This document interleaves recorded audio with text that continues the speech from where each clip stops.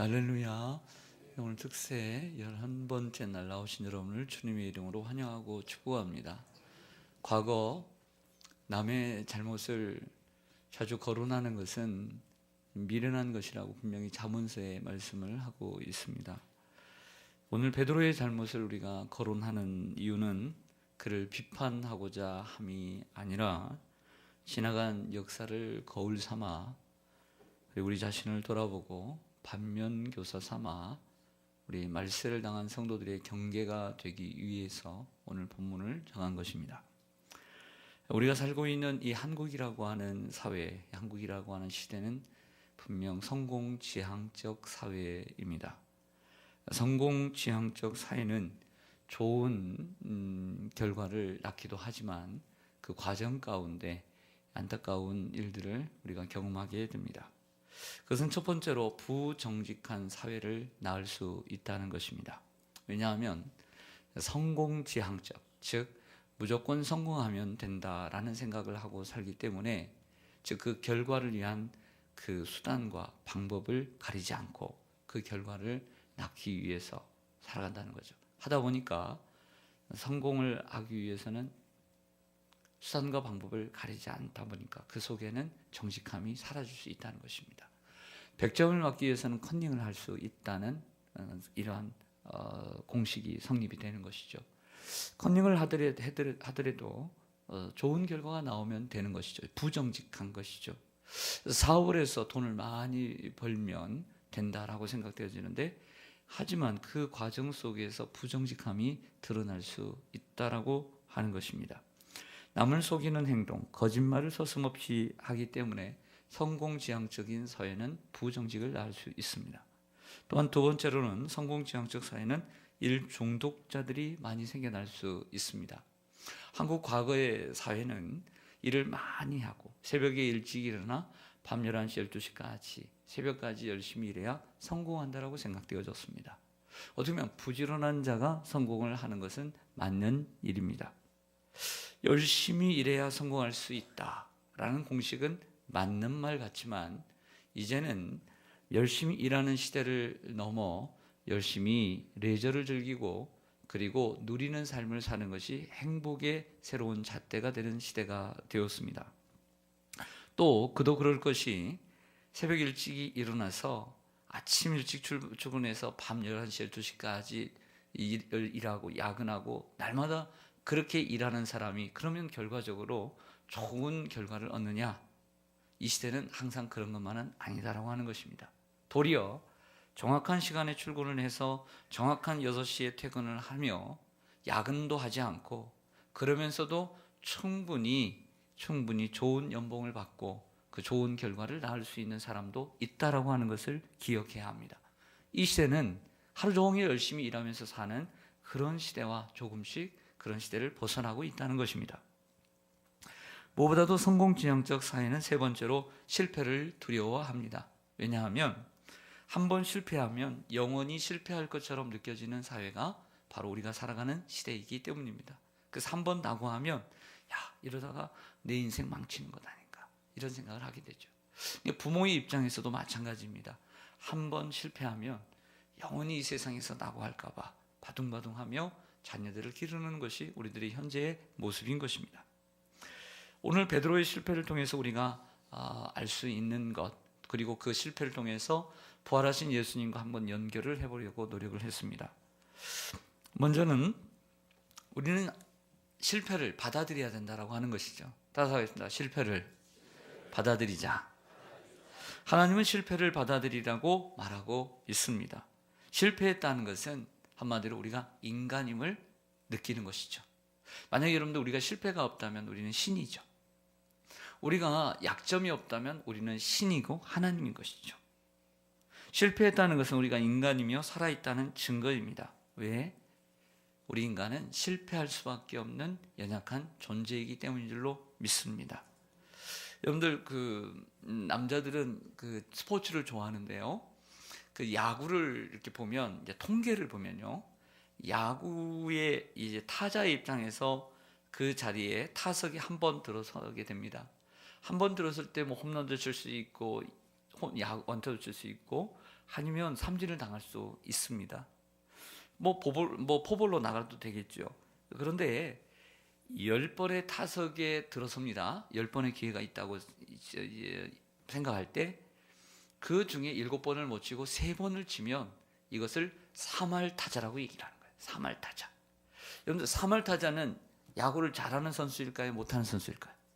잘하는 선수예요. 그래서 그 선수가 딱 나올 때 이 선수의 타율이 딱 나오잖아요. 3할 딱 넣으면 어떤 생각이 먼저 들어요? 성적이 좋은데, 잘하는데, 이렇게 생각합니다. 근데 결과적으로 보면 그렇지만 7번을 못 친 거예요. 7번을. 그러니까 타석에 나와서 7번을 못 친 거예요. 잘한 거예요? 못한 거예요? 3할 생각하지 말고 10번에 올라와서 7번을 못 치고 삼진을 당하고 아웃을 당하고 그리고 3번 고작 쳤어요. 잘한 거예요? 못한 거예요? 못한 거죠. 10문제 중에 3문제 맞췄어요. 잘해요? 못해요? 못하죠. 이 멍충이가 어디 있어요? 못한 거죠. 못한 거예요.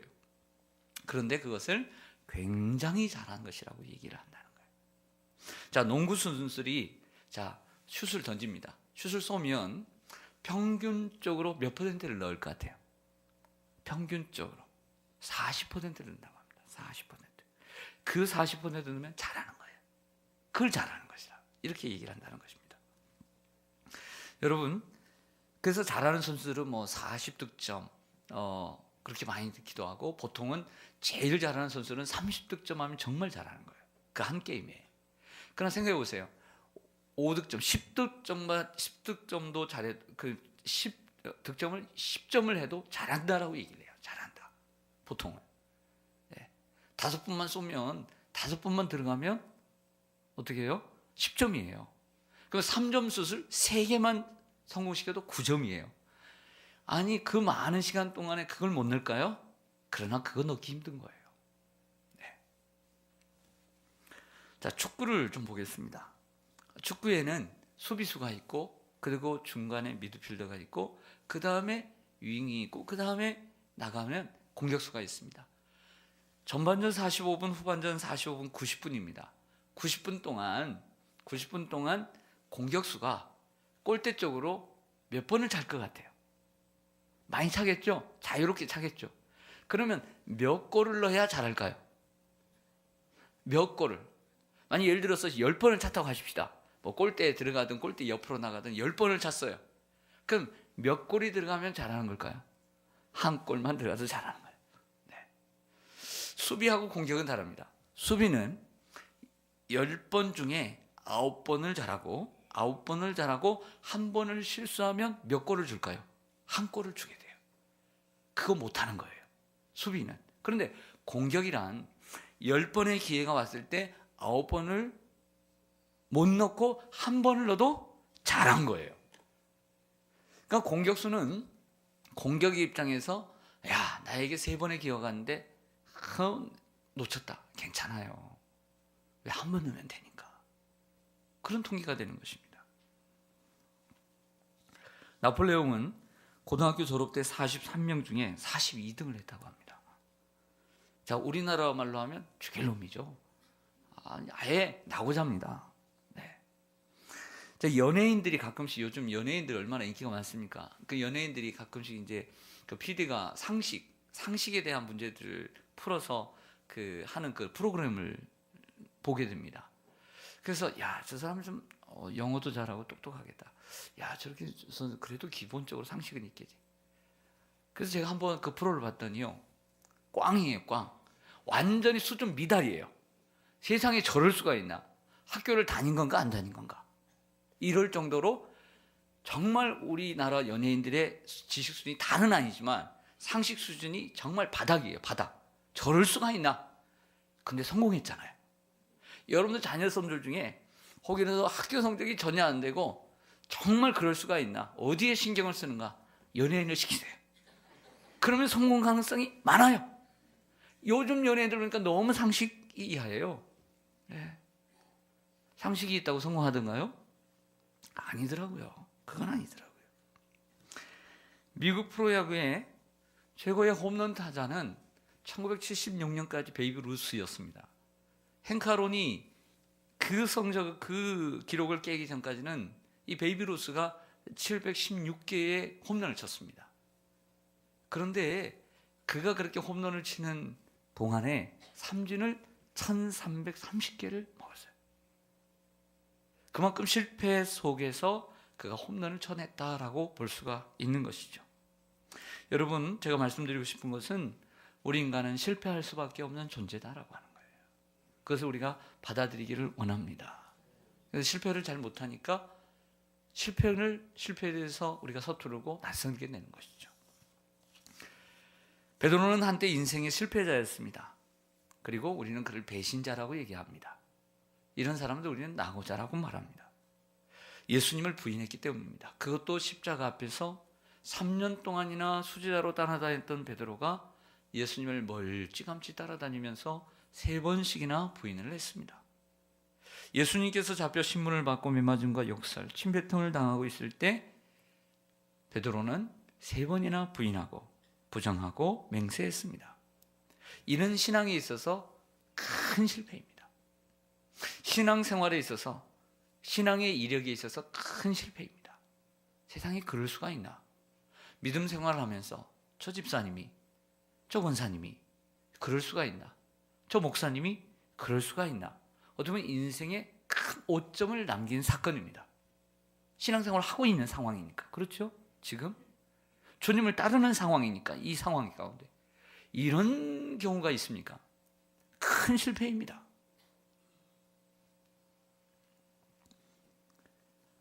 그러나 우리는 실패를 통해서 배워야 합니다. 시편 119편 71절에 보면 고난당하는 것이 내게 유익이라 이로 말미암아 내가 주의 율례를 배우게 되었나이다 라고 말하고 있습니다. 노아는 배를 만들고 세계를 구했습니다. 그런데 이 배를 만들고 세계를 구한 이후에 실수를 합니다. 술에 취합니다. 그리고 한 자녀를 저주합니다. 그것이 하나님의 섭리요 주권이라고 하면 할 말이 없지만 부모의 입장에서 자신의 실수를 통해 그 자녀를 저주하게 되는 사건이 됩니다. 그 이후에 그가 그렇게 대취하고 술 취하고 살았을까요? 그렇지는 않았을 것입니다. 자신의 그 술 취함으로 그 자녀를 저주하는 사건이 되고 말았어요. 다시 그 술을 댔을까요? 모세는 지면에 온유함이 승한 사람이다 그랬어요. 최고로 온유한 사람이었습니다. 하지만 그 온유했던 자랑도 아주 불쌍해졌습니다. 이스라엘 백성들이 물을 내라고 아우성을 칠 때 자신의 그 감정을 그대로 드러냄으로써 반석을 2번 침으로써 결국엔 가나안 땅에 들어가지 못하는 오점을 남겼습니다. 실수를 한 것이죠.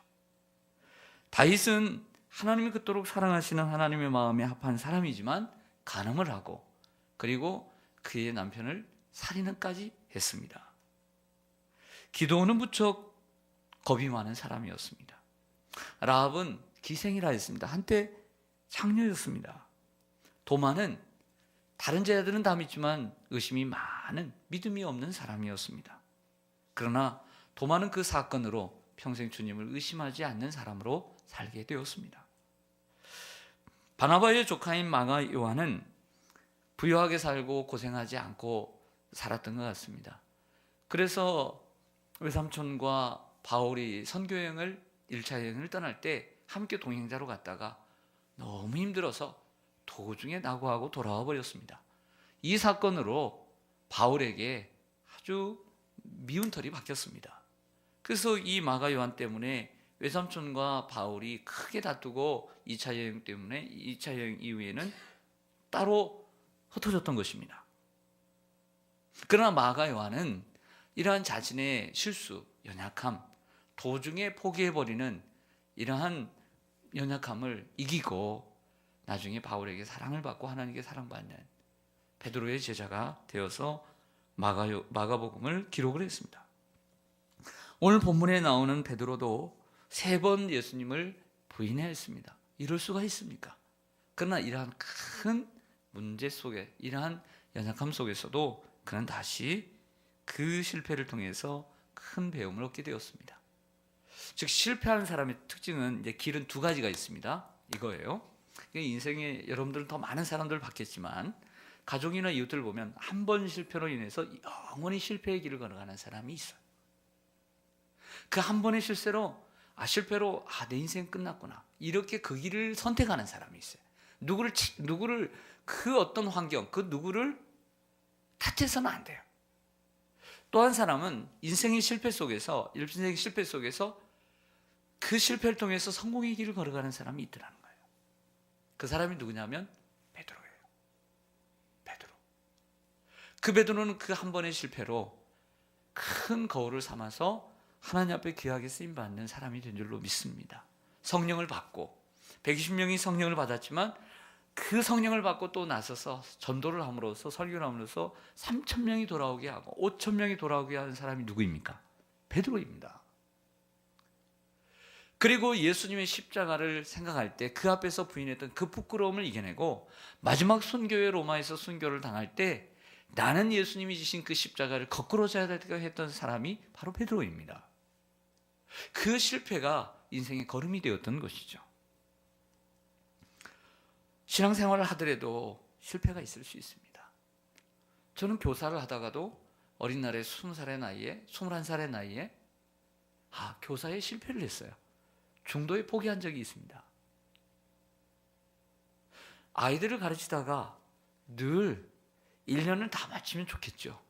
근데 너무 힘들어서 중간에 못 가르치겠다고. 젊은 나이에 실수이긴 하지만 그 실수가 도리어 약이 됩니다. 신앙생활에 늘 잘하면 좋겠죠. 한 곳에서 한 사역을 꾸준히 잘하면 좋겠죠. 그러나 우리는 연약한 인간입니다. 도리어 그 실패가 큰 유익이 되도록 우리는 배워야 될 줄로 믿습니다. 너무나 완벽한 사람이 되려고 하지 마십시오. 너무나 완벽한 사람이 되면 하나님이 여러분들을 쓰시지 않을 수도 있습니다. 자, 우리는 실패 속에서 하나님의 은혜를 맛보고 누려야 합니다. 이러한 실패 속에 있는 베드로를 누가 찾아오셨죠? 베드로를 부활하신 예수님이 찾아오셨습니다. 부활하신 예수님이 찾아오셔서 그에게 3번의 질문을 하시죠. 요한의 아들 시몬아, 내가 나를 사랑하느냐? 어떻게 대답을 합니까? 이 상황 가운데 주님이 아시죠? 라고 대답하니까 내 양을 먹이라. 이렇게 따뜻하게 보듬어 주시고 그의 과거의 실패와 상처를 치료해 주시고 회복시켜 주신 줄로 믿습니다. 회복시켜 주신 것이죠. 부모도 자녀에게도 잘못할 수가 있습니다. 어떻게 보면 부모도 자녀에게 실수할 수 있고 또 자녀도 씻을 수 없는 잘못을 부모에게 저지를 수도 있습니다. 사랑하는 남편이 아내에게 잘못을 저질 수 있고 아내가 남편에게 잘못을 저질 수 있습니다. 형제와 형제 간에도 잘못을 저지를 수가 있습니다. 혹시 그것을 용서하지 못하는 분들이 계십니까? 만약 주님의 사랑이 우리가 깨끗하고 우리가 완벽하고 우리가 실수하지 않고 실패하지 않고 날마다 성공할 때 주님이 우리를 사랑해 주신다면 그것을 어떻게 아가페의 사랑이라고 말할 수가 있겠습니까? 그것을 무조건적인 사랑이라고 어떻게 말할 수가 있겠습니까? 그래서 로마서 5장에 보면 3번을 연거푸어 바울이 이렇게 얘기합니다. 주님이 우리를 언제 사랑하시는가? 언제 사랑하시냐면 우리가 죄인 되었을 때에 사랑하셨다 그랬어요. 죄인 되었을 때. 또한 우리가 연약할 때에 우리를 사랑하셨다라고 했습니다. 마지막 3번째는 심합니다. 우리가 하나님과 원수 되었을 때에 주님이 우리를 사랑해 주시고 십자가에 못 박혀 죽으셨다. 이렇게 말하고 있어요. 여러분 자녀들 있으시죠? 예, 자녀들이 여러분들에게 많은 것을 또 주었을 것입니다. 많이 또 빼앗아 갔기도 했겠죠. 근데 여러분들 자녀가 공부를 잘하면 좋아요, 안 좋아요? 좋죠. 별로 그렇게 좋아하지 않는 것 같아요. 공부를 잘하면 좋아요, 안 좋아요? 좋은 대학에 가면 좋아요, 안 좋아요? 군대를 졸업하고 제대하고 그리고 대학을 졸업하고 좋은 직장에 취업하면 좋아요, 안 좋아요? 좋죠. 많은 용돈을 매달마다 주면 좋아요, 안 좋아요? 더 좋죠. 그렇게 얘기하죠. 좋아요, 안 좋아요? 더 좋죠. 근데 자녀들이 그래요, 안 그래요? 안 가져가면 감사하죠. 안 가져가면 감사하죠. 예. 줄 것도 바라지 않아요. 그냥 가져가지만 말아라.